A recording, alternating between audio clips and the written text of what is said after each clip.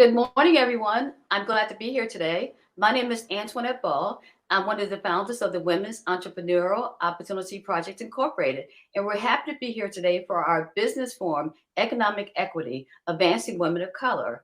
Before we get started, what I would like to do is extend a special thank you to all of our sponsors. Our sponsors are JP Morgan Chase, Georgia Power, and ADP. And also, I want to send a very special thank you to all of our community partners, the Small Business Majority, Delta Sigma Theta, and the Council of Canada Atlanta office. So we're excited to celebrate Women's Small Business Month.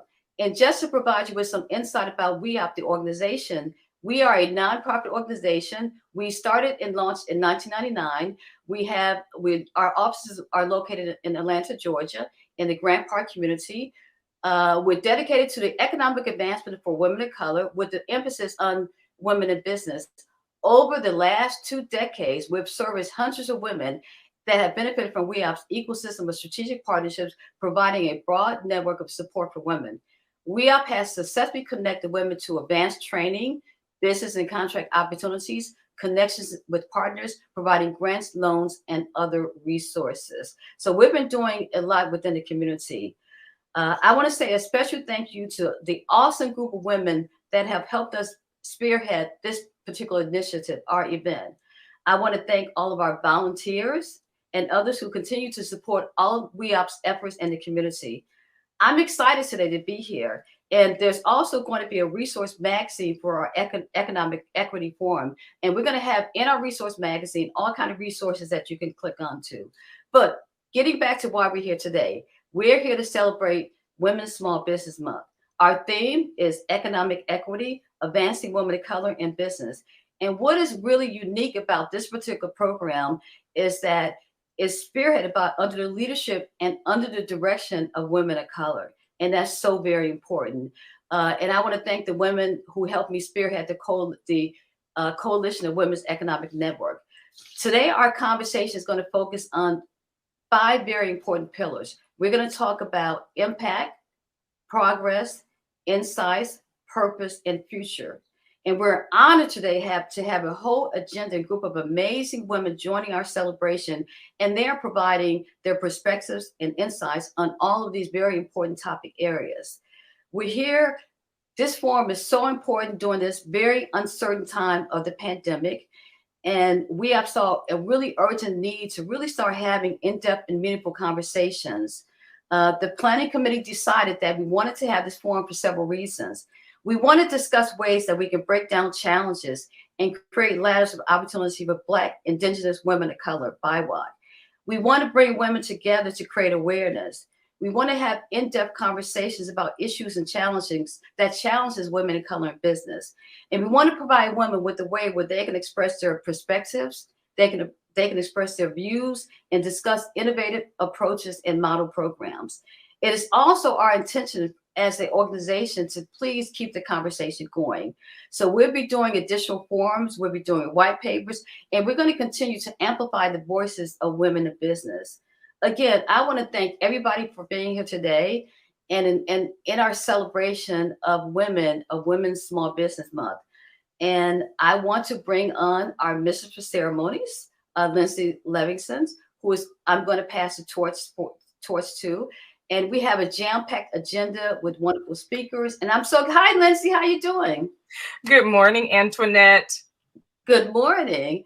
And I'm so excited to have you here today. And I wanted to extend a thank you to our sponsors, our volunteers, and all the women who are working hard behind the scenes to make this happen. But Lindsay, you, first of all, you have an awesome Black background. You work with the National Network, and you have a lot of expertise in media and communications. And I really want to thank you for being a part of what we're trying to do. So there's a slide on Lindsay. Can you pull the slide for a second? I want to share some facts about Lindsay that you may not know. Okay. Okay, Lindsay, what you should know about our Mistress for Ceremonies. Lindsay is a multimedia personality, consultant, and founder of Survive Her. She's a segment producer, researcher for the Black News Channel, the nation's fastest growing news network. She's also served in various capacities, including anchor, host, reporter, and producer for several stations. And she's on a mission to inform, inspire, and empower women. So Lindsay, thank you for being here with us today. And thank you for sharing the mission of informing, inspiring, and empowering women. And we're going to have a great program. So what I'm going to do is go ahead and pass the torch on to you. Thank you so much, Antionette, for that introduction. I appreciate it. I am so excited to serve as the MC for today's forum. And thanks so much for the information about WEOP, an organization that has brought us all here together today as we acknowledge Women's Small Business Month. I am excited to serve as your captain of experience. We're going to have an amazing morning, an empowering morning. So buckle up your seatbelts. Before we officially start the program, joining our welcome this morning are the following two other amazing women. Let me share with you some information about our speakers. Beverly Evans-Smith is the national president and CEO for Delta Sigma Theta Sorority Incorporated, one of the nation's largest minority female-owned and operated public service nonprofits. She's also an entrepreneur, the service vice president of the HR Group Incorporated. Ms. Smith spent 18 years in leadership positions with AT&T, several years as university administrator in varied capacities, and she is a prolific motivational speaker in the areas of leadership and change management. Let's welcome to the virtual stage, Ms. Beverly Smith. Good morning, Lindsay. Good morning, Ms. Smith. One of our other speakers is Tiffany Nicole Glenn. She's the Vice President of Human Resources Outsourcing at ADP's Alpharetta location. Tiffany has been in the field of human resources for 15 plus years with experience in multiple disciplines, including talent and performance acceleration, organizational design, associate relations, diversity and inclusion, change leadership, and learning management. She is also a board member of WEOP. Welcome to the virtual stage, Miss Tiffany Glenn. Hello, hello. Good morning, Lindsay. Good morning to you both. Looking radiant on this Wednesday. Just a thank you to Beverly. Thank you again for joining us. Oh, and thank you. And, I have to give congratulations to my chapter, Mary Roswell Alumni Chapter of Delta Sigma Theta, for their partnership with WEOP, the Women's Economic Opportunity Project, for this virtual forum, Economic Equity, Advancing Women of Color in Business. That's incredibly important right now. And our chair for economic development, Camille Patterson, under the leadership of our president, chapter president, Tanya Bird, have asked us to do this. And we are so excited to participate. As an entrepreneur myself, and as one who really focuses on economic development for women in Delta Sigma Theta, it's a great forum. It looks like a great program. And, right now, I think the important thing is these times and opportunities right now match for women. And I'll say to the audience, as I give my greetings and say thank you for allowing us to work with you today, please, please take advantage of the opportunity. Take advantage of it, learn from it, be better women and business women and community leaders because of it. This is a chance for us in business to make sure we show the power in our voices. Thank you, Lindsay, and thanks for WEOP for the opportunity to partner. Thank you again to Beverly Evans-Smith, Delta Sigma Theta, one of the partnering organizations for WEOP's event today. We commend them for the commitment to economic development and providing WEOP with the opportunity for a partnership. Tiffany is currently serving on WEOP's board, and her commitment to women entrepreneurs is demonstrated through her board services. Tiffany, we'd love to hear from you. Thank you, Lindsay. I appreciate it. And I must say to you, Lindsay, you go girl. I see you. So happy to see your many accomplishments. And we also need to take the moment to celebrate each other while we're here. So I am giving you your flowers on this morning after hearing your bio. But good morning, everyone. So excited to be here with all of you. I am Tiffany Davis now because I just got married a few months ago. And as Lindsay shared with you, I'm the division vice president for our human resource outsourcing organization, as well as our national accounts business here at ADP. And I am a proud member of the WEOP board. I've had the opportunity to serve on the board for about 1.5 years, almost 2 years now. And I will tell you, I was thoroughly inspired and impressed when I had met the founders of this organization and their vision, their mission, their dedication towards women, and especially women in business with a focus on entrepreneurs. And so I'm excited to welcome you today. First and foremost, I'm excited about the agenda because it is really an opportunity to really pour into all of you. So if I could say two things to you before I share a few more words, I would say take the opportunity to really take in the information that you're going to receive today. Take the opportunity to step away from any other distractions that may be happening in your day already, to really lean in, to focus on the content, to focus on the opportunity to connect, to collaborate with other women, and to get some lessons as you continue on your journey as women in business as well as entrepreneurs. So focus on you. The other thing I would say to you when I think about the WEOP organization, while I work in corporate America today as a human resources professional, I have had the opportunity to leverage many of the skills that I have developed over the course of my career in business as well as leadership to really partner with women entrepreneurs. I will say that 3 of my closest friends are entrepreneurs, and I have an appreciation for the courage that all of you have with stepping out to become an entrepreneur. And so again, what I would just say to you is to really take the opportunity to lean in, to learn, to connect.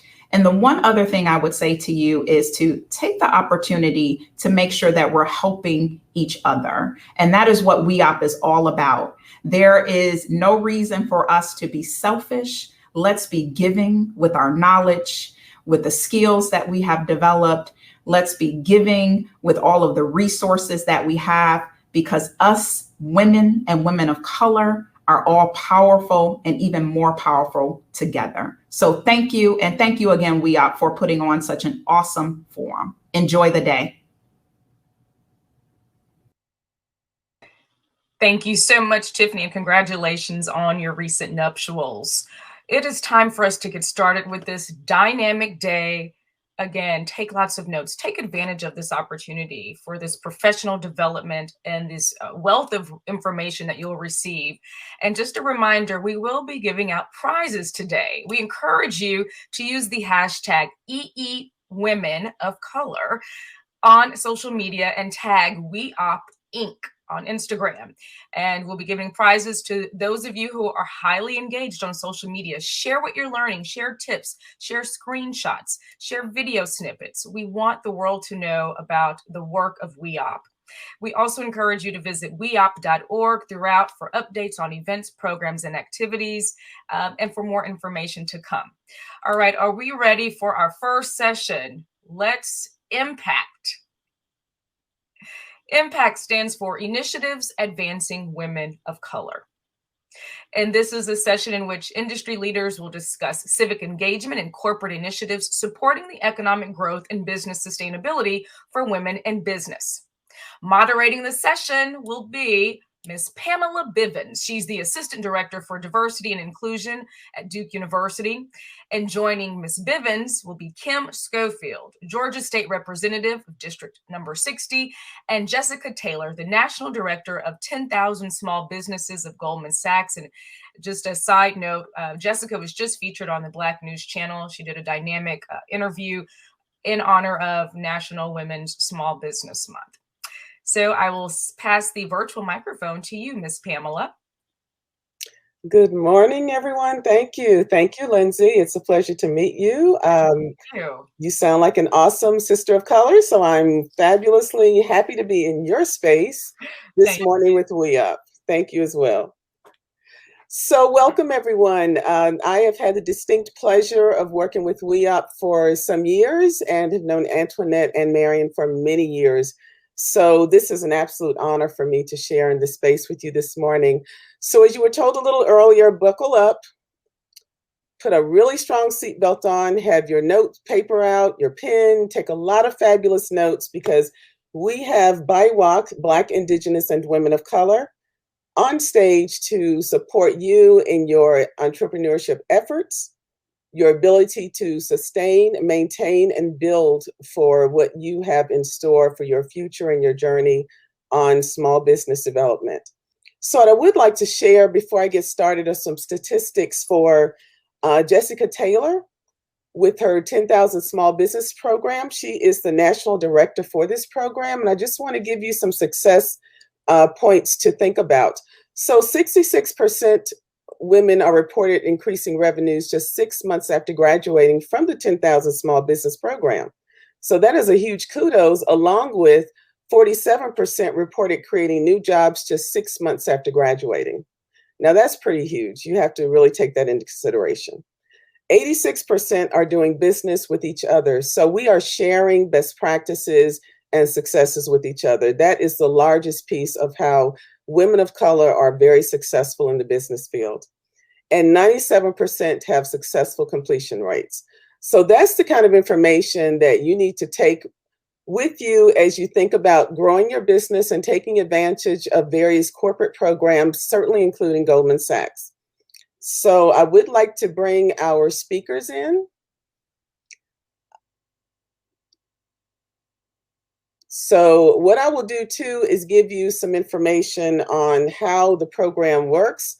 So let me share a little bit again about the Goldman Sachs 10,000 Small Business. It is an investment to help small businesses grow and create jobs by providing them with greater access to education, capital, and business support services, something we all need as we're venturing on new frontiers, especially starting a new business in the United States. It is a very daunting process, but not one that should sway you from your goals and your dreams along this journey. So to date, more than 10,000 business owners have graduated from the program across 50 states, Washington, D.C., and Puerto Rico. Through the program, the women are very successfully able to gain practical skills across many topics, such as financial statements negotiation, marketing, and employee management. They also gain the tools to develop a customized business plan for growth. And ladies, all of this is for free. So please look up the 10,000 Small Businesses Program. There is still an application process, as far as it looks like. So we will ask Jessica Taylor to share that with us once she arrives onto the stage. Now, applicants for this program are selected to receive a world-class business education and connections to a professional network at no cost. And you can see from this that WEOP is absolutely that network that any woman can have to succeed. Women's Employment Opportunity Entrepreneurship Project, is very successful at linking women together in the Atlanta area. And you see that I am in North Carolina. So we also have the ability to connect across the United States. So if you're not already involved, if you're new to the WEOP experience, please feel free to contact weop.org and ask for any information you need to network with other women who have started, plan to start, or have been successful for many years in the process of entrepreneurship in the United States. And of course, the Goldman Sachs program does include Puerto Rico as well. So we want to make sure that women are very successful at what they're doing, creating opportunities for other women of color in the United States, and making sure that you are successful in your goals and dreams again along the journey. Pam, hi Pam, this is Antionette. Hi Antionette, what a treat. We had a little technical difficulty with a few of our speakers, so they're coming in any second. So I thought I would join you on stage to say hello to everybody again and let them know that, again, thank you guys for being here this morning. My name is Antionette. I'm one of the founders of WEOP, the organization. And Pam, you did a great job waiting for the speakers. That's fine. Yes, thank you. And in fact, you spoke at one of our events before about being culturally competent in business, which is another topic that is really of great concern to entrepreneurs. And I want to thank you for all you do for women in business as well. Absolutely. Yeah. And you might inspire me to start my own if I can get my act together and follow behind you and your sister. Your twin sister, I might add to the viewers who are not familiar with you. You're actually what you call an intrapreneur, because even though you don't have a business, we work with, when you are in corporate and leadership positions, you're really working on the inside in those positions where you're running someone else's business. So I know you two have been an entrepreneur for a very, very long time. Beautiful. And I want to echo, because some of the, I know quite a few of the ladies who actually went through the Goldman Sachs program, and it was very beneficial for their progress in their businesses. So it is, in fact, an excellent program. Yes. We're also, and we're trying to right now to pull Kim and to pull Jessica into the conversation. So they should be with us momentarily as well. So I understand technical difficulties. That's why I get started at least a half hour in advance to work all that out. So it's something. It can work one afternoon and one evening, and that morning you're thinking, what has happened? It's not working. So I think we can all relate to that. in fact, someone in the chat box said the entrepreneur, they love it. And, you know, as women, we are entrepreneurs, and we are, you know, wearing many hats. Yes, Yeah. So. Okay. and we pivot, we shift, we adapt, we adjust. That's what women do. And I know that's what happens in women's businesses, small, large, what have you. And one of the things that Kim Schofield is going to speak about is being, for entrepreneurs to really be civically engaged. Mm-hmm. And that is a very, very important area. It's like sometimes we are so enwrapped in our businesses that we really don't understand the importance of being engaged civically, because there are decisions made about our business that we really need to have a say about. Mm-hmm. So that's very important. So I'm looking forward to the conversation that we should have pretty quick. I am too. I get to actually talk to the ladies, so I'm very excited about that. But as we wait for Pam, you may want to share something with being culturally competent as an entrepreneur in your business. All right. So thank you, Antionette. Yes, I do educate the Duke University enterprise on the health system and university on how to be culturally competent, aware, and then to engage in cultural humility across the life journey. So we do have to focus on cultural humility, certainly, because we're learning as we move through developing our businesses with women from around the world, and certainly in different communities with different advantages or what have you. So being culturally humble is something you do have to initiate and to build on as you meet new people from other cultures, other backgrounds, other beliefs, what have you, to have a successful business and to develop those partnerships. So you're never culturally competent, because that is a goal, but you want to be culturally aware and humble in your processes to develop these new and emerging relationships for your businesses, your networks, your supply chain, which is what we're challenged with right now in the United States. Mm-hmm. So focus on your cultural humility and learn about other cultures. Avoid those biases and assumptions that you make because of your socialized lens. We're always constantly learning and growing from each other. Oh, I see. It looks like Representative Kim Schofield is here with us. Yeah, okay. I want to pull her in, and then she can come and join you. And say, oh, Representative Schofield, we're so glad that you're. Oh, wait a minute. We're glad that you're here with us this morning. I'm sorry. Okay. Good morning. Can you hear me? Yes, perfect. Okay. I don't know if that you can see me. We're trying to position everything. There we go. Actually, I do. You are perfect. Okay. Perfect. Good morning. Good morning, technology is good when it works. Yeah. Absolutely. There we go. Center it there. Okay. So it's good to see everybody. Thank you, WEOP, for this amazing opportunity. I've been with you guys, and the work that you do is immeasurable to make sure that business women are leveled up, and we're doing our due diligence to be the best that we can be. Mm-hmm. So I wanted to just share a few minutes about civic engagement. So I'm Georgia State House Representative Kim Schofield, representing parts of Fulton, Clayton County, the city of Atlanta. And I serve on small business development for the state, as well as health and human services. And so the reason why these are important areas is because I'm going to say this twice so we catch it. Everything is political. Everything is political. There's nothing that you do that is not political. So we may not be, you and I, or I would say the average person may not consider themselves a policymaker, but we do shape and we contribute to policies sometimes in ways that we don't even imagine.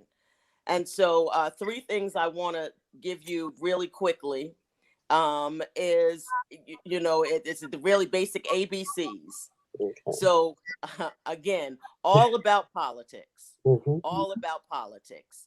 And so when you talk about your business and you talk about entrepreneurship, you've got to be all about the political landscape. And that means knowing who your elected people are, from federal down to your local municipal government. You need to know what they do, who does what by when. Um, Unless it's a state road, I do not do potholes Okay. unless it's a state road. Okay. So knowing who does what. So all about politics, all about your codes, all about your enforcement, all about who knows how to make, who are the influencers and who are the decision makers. Mhm. Okay. And so your B in that is the next thing is to be focused on your lane. Be focused on your lane. So it's all about politics, and then be focused on your lane. You know, with Goldman Sachs, they have a lane, they have a goal. And when you're looking at civic engagement, stay in the lane that you're trying to go to and go through. Stay in the lane you're trying to go to and go through.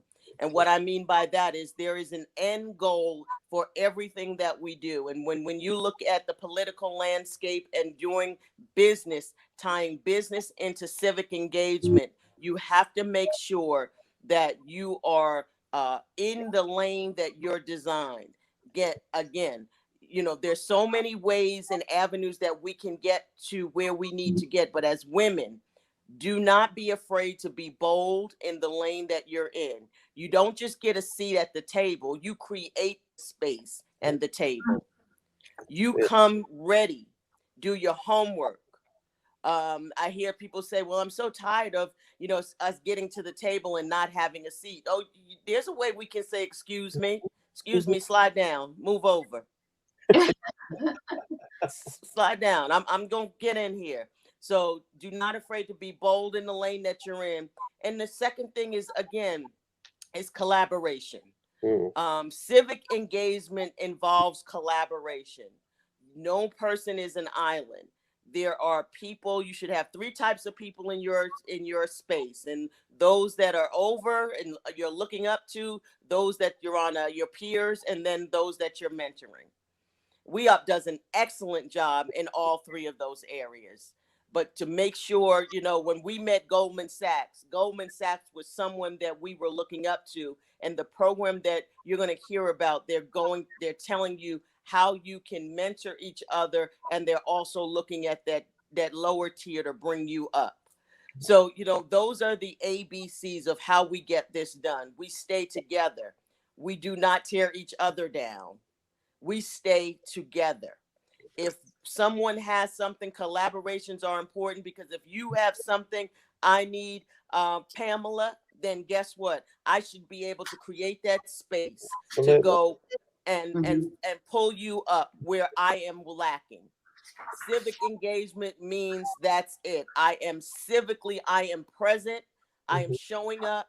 People don't just know my name, they know what to say about me. You know, I share with women businesses owner, you say, oh, well, you know, it's about who knows your name. No, everybody can know your name, but if they're not talking about you, then they really don't know you. Absolutely. So, you know, I would say that let's stay connected. Know your political landscape. Make sure you're visible in your community and in the lanes that you're serving and you're trying to go. Make sure you're meeting and collaborating with people that may not look like you, but are trying to get you into that next space. Exactly. Representative Schofield, could you share, for those on the call who are not aware of some of your background, could you share with them your what you did with the Crown Act? So the Crown Act is creating an open and respectful world for natural hair. And as you can see right now, I have braids. I usually have just my hair out, twist out. But what was important was the number of stories that I was hearing about hair discrimination, not only just in the workplace, but in schools and housing, in medicine. There's a stigma. as to how we wear our hair. And it's not just, it's used against us to stop us from getting contracts, for us to get into doors that we normally have right and should have an access point into the doors. So anything that can be used against us to shut us down is what was going on. So basically, the Crown Act, passing the Crown Act on a local level, and I'm working to get it passed on the state, means that we have fair and equitable opportunities, not because of the way we wear our hair. This is the hair that flows out of our head, and we should have this should not be a label or something used against us. And studies have shown, sometimes we'll do it to our own selves. Studies have shown that if an African American doctor comes into a room with twists, and the same African American doctor comes back in with straight hair, the perception is the one with the straight hair is the smartest and more qualified. Wow. Yes, we do have to be mindful that in healthcare, especially where health professionals are expected to deliver equitable, fair, safe care to all patients, that their implicit bias will step in at any moment and will harm patients. So we do have to be aware of that as patients so that we can advocate for ourselves. And mentioning certainly the Crown Act, I am again in North Carolina. It has been passed in Durham, Chapel Hill, and some parts of Greensboro, in one specific county I can't recall right now. But I have to tell you, Representative Schofield, it will be added into one of my implicit bias modules for Duke Enterprise, because people need to seriously and critically understand that hair is not what defines us. It's people's bias about what our hair should look like based on specific cultural norms that our country was created under. I'm trying to choose my words carefully. We have to be mindful that there's a culture that runs supreme that does not appreciate the culture that we bring to the table. As you said, our hair grows out of our head a certain way.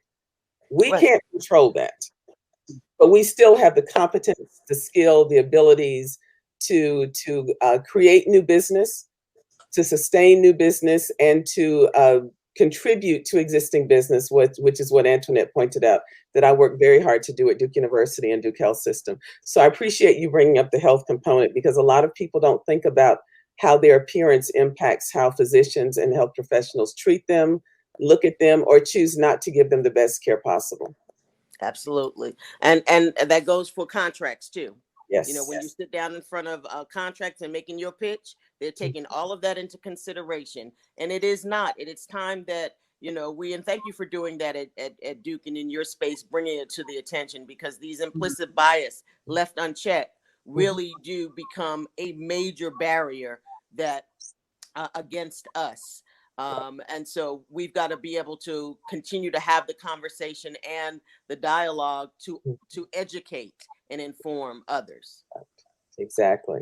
Representative Schofield, as entrepreneurs and business owners, what should we be paying close attention to politically? There's a lot of things going on with the pandemic, with the supply chain. What in terms that you would tell us to pay close attention to, things that we should be involved in at this very economic time of uncertainty? Great question. So what I would be paying attention to right now is President Biden's Build Back Better, looking at how does the shaping of the business community, when we talk about supply chains, when we talk about opportunities for funding, when we talk about our credit ratings as a country, we need to be paying attention to the industries and the trends. Also, that's on the federal level. Pay attention to Build Back Better. What is this bill talking about in the space of entrepreneurship, business, future economics, economic security? And on the state level, pay attention and get to know who is on your small business development committees.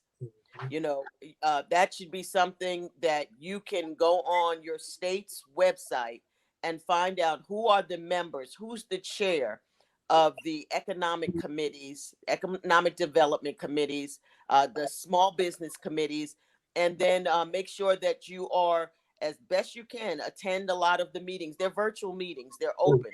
So when we're in session, these meetings are streamed live.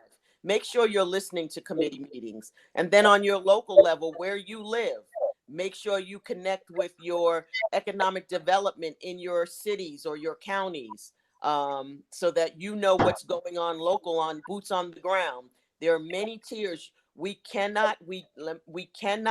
have the luxury to keep our head in the sand anymore. We have to be in all of these places if your business is going to be recognized and succeed and be a value in your community. You've got to be able to look at who are the key stakeholders in government, and on your and local and federal government. Mhm. Okay, it looks like I see Jessica may have joined us, because I'm thinking about I can leave the room and you guys can take over if you don't mind. And Jessica can take my place. So Tosh, you can pull me off and put Jessica in. Oh, hey, there she is. Hey, Hi, Jessica. Hello. Yes. Sincere Thank you, Antionette. apologies. Had some technical difficulties this morning, but so happy to be here with everyone. Wonderful. We're happy you're here. Thank you so much for joining. Of We will course. keep pushing on because that's what we do, right? Yes. So Representative Schofield has shared a lot of information that I do want to repeat. Be mindful, ladies. The three that she gave us, the ABCs, all about politics. Be mindful. Be focused on your lane. That is your expertise. Then collaborate. Please don't work on being competitive. We are in this game together to make sure that we are all successful. And with that, I will ask Ms. Taylor to definitely share her information about Goldman Sachs 10,000 Small Business Initiative. Jessica, I have to share that I did give some statistics from your website about successes and how many women have completed. So if you can share and any more information, that would be absolutely wonderful. Sure. Well, I am so, again, happy to be here. Thank you for having me. Just quickly, Goldman Sachs 10,000 Small Businesses is an investment in small businesses to help them take their business to the next level by providing access to business education, pathways to capital, and support services at absolutely no cost. And Goldman Sachs created 10,000 small businesses over a decade ago for that simple reason, right? To help small businesses come up with a plan to scale and grow. And so through 10 weeks, we take business owners through a curriculum that covers all of the core components essential to business growth, from financial management and operations to hiring and sales. And at the end of the 10 weeks, business owners walk away with an actionable growth plan where they've put pen to paper on a specific opportunity that they want to pursue in order to grow their business. And they outline key steps, this actual steps they're going to take to achieve that opportunity for their business growth.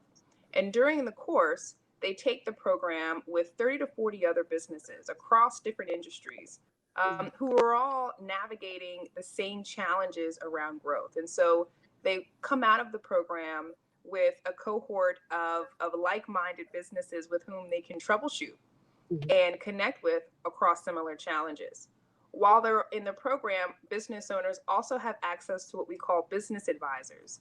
These business advisors are, again, folks who are in the small business space, and they act as sounding boards for business owners as they develop their growth plan and as they think through the various lessons that they take away from their curriculum and how to apply those lessons to the program. So that, I just wanted to kind of give an overview of the program. We've now reached just shy of 12,000 businesses across all 50 states. We partner with community colleges across the country who then deliver the program locally. We train up community college faculty to deliver the curriculum that we developed in partnership with Babson College. And so we're really proud of the network that we've created and the results of the program, which you all have heard. And so when I think about kind of advice, right, for women small business owners, I would say, first and foremost, apply to 10,000 small businesses. I'd be remiss if I didn't lead with that. You can do that by going to 10ksbapply.com. The second thing I will say is do not underestimate the power of network, right? And of getting out there. When we think about kind of where innovation and growth comes from, it doesn't come out of isolation, right? It comes from getting out there, engaging with people, and pitching your business. So, organizations like WEOP and others that you may be familiar with and are involved in, take advantage of those networks.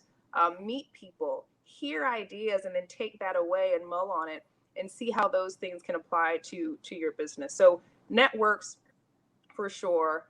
And then I would also say, one of the things that I hear from women business owners who complete our program consistently is that they come out of the program feeling even more confident, right?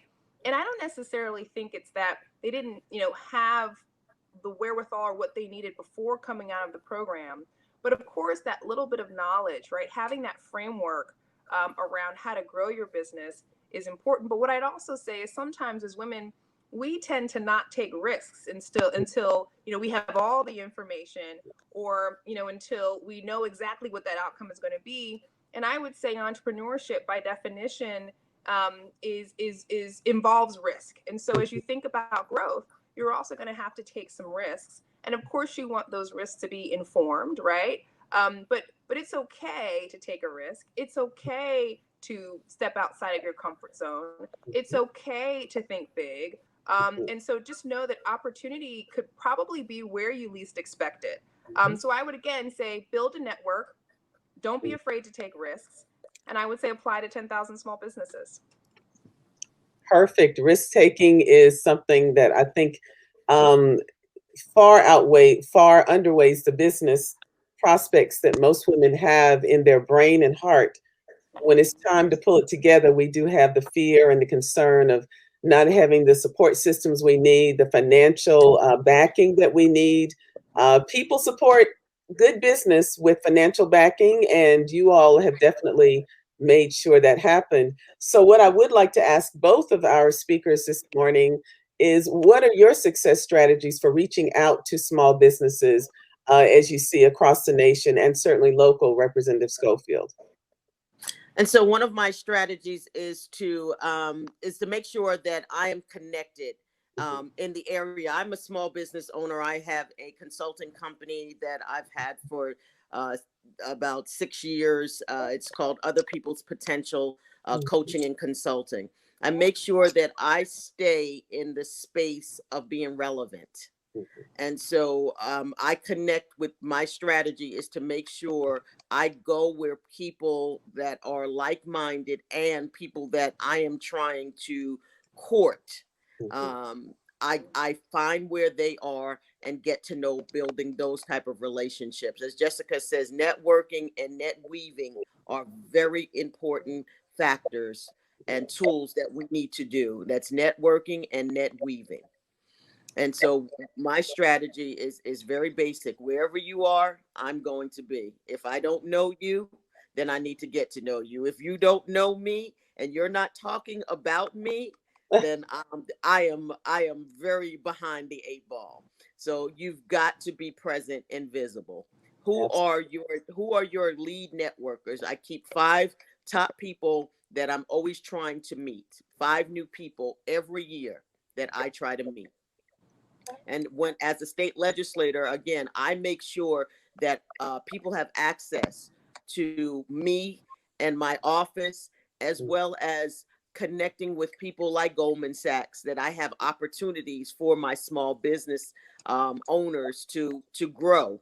It's not enough to just be sustainable. I need you to constantly be evolving. That's how we start to move the needle. And apprenticeships. Well, I would say, one, on this point about the networking, before I answer the question around, our recruitment efforts, I would say, know your story, right? And be strong in that story. We all have a journey, right, that's gotten us to where we are. I would say share that, because you never know who you're going to connect with, right? In sharing your story. And don't assume things about other people in terms of their experiences. So know that your story has power, and bring that as you go and pitch your business and talk about kind of what brought you to become a business owner. On the recruitment front, for us, it's all about partnerships. And so, I have to, of course, call out the amazing partnership that 10,000 Small Businesses has with Nobel Women, right? Which is how I even came to be on this panel through Representative Schofield. That's an example of a partnership whereby, we have, this mini MBA program, if you will, that helps businesses grow. And Rep Schofield and the amazing women who are part of Nobel Women represent, women across the country who are entrepreneurs, who are looking to access resources just like this. And so for us, it was really important to, deliver on a partnership where we can talk about and explain kind of what this resource is. And again, make people know that, yes, it's a Goldman Sachs program. And guess what? It's for you, right? And sometimes, people self-select out of things, right? They think, oh, it might not be for me. And I think the importance of our recruitment partnerships is to say, yes, it is. And so we jumped on the bandwagon with the Nobel Women to see that as an opportunity to target particularly Black women, and to let them know that our doors are open to them, by way of this program. And, we have a list of national partners. We partner with the National Urban League. We partner with the U.S. Hispanic Chamber of Commerce. We partnered with NABO, right, in the past. And I'd love to continue to add, WEOP to our list of national partners as we go forward. And so, the partnership piece is how we do the work, right? No single entity alone can address all of the challenges that small businesses face. And it's all about, for us, ecosystem building, right? To say, yes, we love our offering, right? We have great pride in what we offer, but we recognize that there might be businesses who were earlier stage and need a different type of resource, or there might be some businesses who have now, scaled significantly and are beyond our program. And so for us, it's how do we bring value to the ecosystem, but then how do we help connect the other resources that are out there for small businesses so that it's just easier for a business owner to navigate various resources depending on where they are in their phase of development. And so, that recruitment piece, that outreach piece is really important. That's why I love to do kind of panels and have conversations like we're having today. And so I think for us, it's all about partnerships. And so, I'm willing, members on my team, we love getting out there. We partner with the Initiative for a Competitive Inner City, ICIC, they're out of Boston. They actually, manage a lot of our outreach and recruitment, the process of that. And they have lists upon lists of partners that they engage with multiple times a year for each of our recruitment cycles. So we spend a lot of time, we put a lot of resources to make sure that folks across various communities in the country understand, again, that this is a resource for them. The concept of net weaving, I'm familiar with networking, but net weaving is new for me. Would either of you like to explain? I'll defer to you, Rep Schofield. Yeah, okay, so net weaving is a concept where, networking is where we exchange. You take that business card and you really are looking at what that service is, where net weaving is interlocking and it's really extending a information to you, not expecting anything back, connecting others to a network that's bigger than yourself. So if you have something, I'm not getting anything out of it. I'm going to weave and take all of the resources that I have and give it to you, walk away and say, hope you succeed. That's a weave, because I'm ingraining and connecting, and I'm not looking for, when we network, we're exchanging business cards. This no concept, and it's not a new concept, of net weaving means that, hey, everybody that's connected to me is now connected to you. Right. That's right. The interconnectedness is what will keep us successful, and creating those bonds to build trust, to work together, trust each other, to build each other up, and not remain in the space of being competitive. That's really huge. So I do like the term net weaving. Thank you for sharing that. Let me just say this other real quick is it's in your mind. To me, I look at it this way: is when I meet someone, automatically I'm saying, for example, Jessica. When we met that team, in my mind, I'm like, okay, who needs Jessica? All right, I need to get WEOP connected to Jessica. I need to get Nobel Women, which is the national organization for Black elected legislative women. And okay, who else needs to be connected? So automatically, I'm not looking at what can I get out of it. It is who needs to know her. And so it's about the positioning. And so I just wanted to make sure I added that in there. Perfect. That does help build up our communities for sure. Positioning is really important. And I think a lot of women may not think of it that way. They just want to get the funding, get the business plan down, get the funding, and start, digging into their idea, their dream, and their journey. So that is huge, building those connections, not only in their own community, across the state, and certainly nationally, because as you said, the net weaving means we can build each other up. And just imagine, small business could actually take over if we could get some of these other behemoths out of the way, because we have the connections already established based on how we just work with each other. Let's see, in the last few minutes, I want to make sure that you share any information you have on maybe any successful businesses you'd like to highlight. You don't have to share their name if you're not comfortable, but how they successfully moved through the opportunities that you are providing Representative Schofield on a local level, and for Jessica on a national level. Anything you would like to share to help people take some more notes about best practices, lessons learned, how to move forward successfully? Again, I do have some successful businesses in Atlanta, in my cities. I've got 5 amazing cities, and we have strong small business, small women-owned business, small Black-owned women business that are up and coming. COVID really did unleash our creativity and innovation.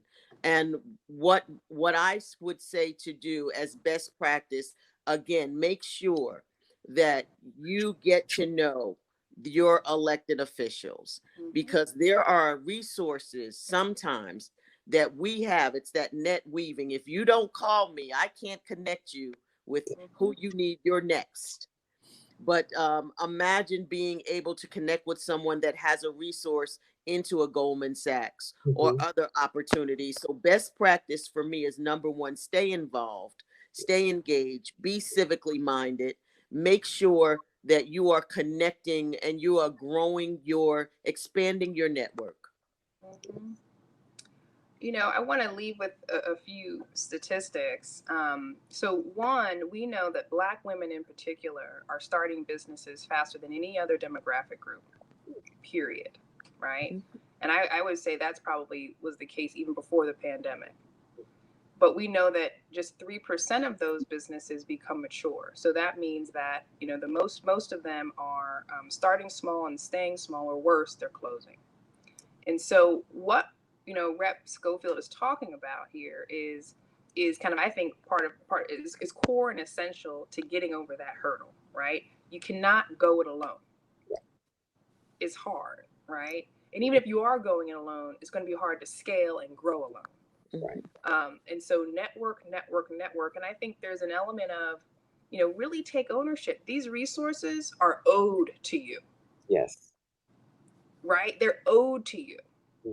You have a right to demand these resources. And so I think it's also positioning, yourselves as women, entrepreneurs, in a position of power, right? To say, how dare you not give me access to this resource? And I think it's showing up with that type of swag. And so the example of a business owner that I always like to share is Carla Walker Miller. She's out of Detroit. She's the owner of Walker Miller Energy Services. When I first started with 10,000 Small Businesses 7 years ago now, Carla was the first alum that I met. We went out to Detroit. We were preparing for an event. And, at the time, Detroit was really kind of going through it, right? They were under emergency management, going through the bankruptcy, still kind of coming out of the recession. So a lot of things were really compounding. And so at the time you went to downtown Detroit and it was deserted. And so we dropped our bags off at the hotel and we immediately went right to Carla's business. And I walk in and it was an oasis. Everybody was busy. You could tell that business was churning. And for me, that was, I was, of course, happy to join the 10,000 Small Businesses team, but walking into Carla's business, right, was the reason, right? It was the reason. Black woman in Detroit making it happen. And when you look at kind of Carla's success, trust me, it was not all attributed to 10,000 small businesses. We could not take credit for Carla's tremendous story, but she'll say one of the things that she says is that 10,000 small businesses gave her that confidence to go into those rooms and demand, right? And having gone through the program and having kind of that kind of validation from a Goldman Sachs program, she was then able to go throughout the ecosystem to capital providers in Detroit, and that gave her an edge. Obviously, we don't control the underwriting criteria of various lenders, but folks were able to see, oh, you went through that Goldman Sachs program. That means that you have a growth plan. Yes. That means that you do have an understanding of your financials, and if we do give you money, it's clear how you're going to use that. And so Carla was able to articulate that, I think, in a way that really helped to work for her and her business growth. And now she's scaled. She has a whole new facility. I mean, it's incredible. And the last thing I'll say is, remember, as small business owners, you employ nearly half of America, and you represent 99% of employer firms. So, Pamela, to your point, y'all are it, right? Small businesses are it. And I say that, working at Goldman Sachs, right? A large global corporation, we care about economic growth. That's why we exist, right? We care to help boost the economy. But Goldman said, well, we can't do it without investing in small businesses. Right. And so that's why we've invested now $750 million into 10,000 small businesses. Because you can't have one without the other. You can't have big business without small business, or vice versa. So I say that to say, be empowered by all that you've done as small business owners up to this point, and take ownership of all the resources that are out there. Those are your resources. Absolutely. They are meant for you. And so demand them. Exactly. That's right. I believe we are almost out of time. I am thankful for everything you have shared, and we do have to be mindful, certainly, that we see that Goldman Sachs has set the stage. They have set a standard. They have the cachet that women need to start their businesses. So be mindful that applications are still in process, right, Jessica? Yeah, so we are right at the cusp of the application deadline for our spring 2022 cohorts, but don't fret. I mean, the program is up and running and alive. So if you, I would just apply, and if you don't quite make it for the spring, you'll make it for the next round of cohorts. So do not let that deter you. It's essentially a rolling application process. Perfect. Thank you so much. Jessica Taylor, Representative Schofield, I am thankful you two connected to bring us to this moment in the WEOP event. And we are probably starting for a break in about a second or so. I want to make sure that everyone has gotten the opportunity to write down those ABCs again. All about politics. Know your politics in your community and around the nation. Be focused on your lane, ladies. Don't infringe, okay? And then collaborate. Please don't, and I'm adding, please don't be so competitive that you cannot work together and net weave your unique opportunities on your journey. And with that, I do believe I need to be closing this session and move everyone into. Thank you so much, Pamela, for moderating that dynamic impact session. Jessica Taylor is leading national initiatives to promote the growth of women-owned small businesses. Kim Schofield is a member of the National Organization of Black Elected Officials, or NOBLE, and we encourage you to stay connected with Kim and Jessica to learn more about their work.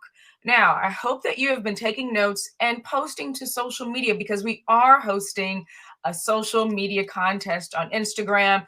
We encourage you to post to your IG story. We will track the hashtag EE Women of Color, and you can tag WEOP Inc. in your post, the most engaging audience members will win a prize during each of our intermissions. Here's what we have up for grabs: 4 $50 gift cards, 2 $100 gift cards for Massage Envy. Who can use a massage right now? And 4 Her Biz journals. So get those thumbs ready, get that phone out, and start posting your takeaways, those ABCs that you just learned about: networking, net weaving, etc. And when you are selected, when I announce the winners, just know that you will receive your prizes electronically or via mail. So it is time for our first, I won't call it networking or intermission. I'm going to call it networking with a mission. So we have 15 minutes to connect with other women who are on this platform. Turn on your cameras, connect, network, and net weave. Let's apply what we just learned to meet at least 2 women you have not met before. Take away some new contacts. Especially you want to connect with the WEOP members who are attending the event today. And here are a few more quick tips about how you can really maximize today's experience. During the breaks, visit the main stage for resources and special announcements. Let people know who you are by creating a personal profile with a picture.